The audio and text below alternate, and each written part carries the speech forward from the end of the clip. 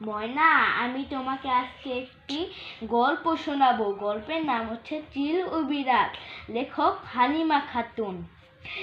এক গাছে ছিল এক চিলের বাসা। ময়না জানো, এক গাছে ছিল এক চিলের বাসা। খড়কুটো দিয়ে তৈরি বেশ বড় একটা বাসা। ময়না জানো, ওই গাছে ছিল খড়কুটো দিয়ে খুব বড় একটা বাসা।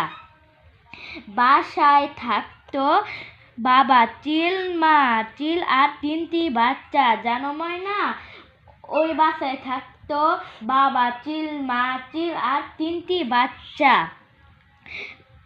মা বাবা সব সময় বাসায় থাকতো না। জানো ময়না, মা বাবা সব সময় বাসায় থাকতো না। মাঝে মাঝে তার খাবার আনতে বের হয়ে যেত। ময়না জানো, মাঝে মাঝে খাবার আনতে বের হয়ে যেত। ময়না, তোমার কি গল্পটি কি ভালো লাগছে? হ্যাঁ ময়না। তারপরে হচ্ছে চিলের বাচ্চাগুলো ছিল খুব দুষ্ট। ময়না জানো, চিলের বাচ্চাগুলো ছিল খুব দুষ্ট। তারপরে তারা সব সময় মারামারি আর চেঁচামেচি করতো। জানো ময়না, তারা সব সময় মারামারি ও চেঁচামেচি করতো। কি ময়না, তোমার ভালো লাগছে? হ্যাঁ। তারপরে হচ্ছে পেটু পেটু ছিল ওরা খুব। জানো ময়না, ওরা খুব পেটুক ছিল।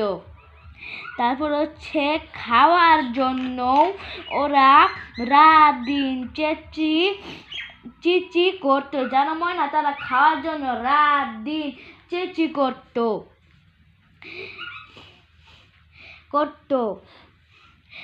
মা বাবা ওদের থামাতে না পেরে কেবল খাবার এনে ওদের খাওয়াতো। জানো ময়না, ওদের থামাতে না পেরে খাবার এনে দিত।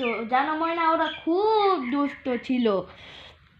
হচ্ছে খাবার যতক্ষণ ওদের মুখে থাকতো ততক্ষণ ওরা চুপ থাকতো। জানো ময়না, যতক্ষণ তাদের মুখে খাবার ছিল ততক্ষণ তারা চুপ থাকতো।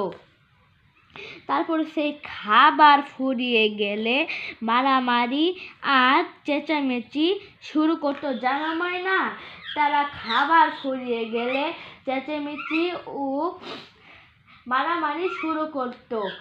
ময়না, তোমাদের কি আজকে এই গল্পটি ভালো লেগেছে? পরের গল্প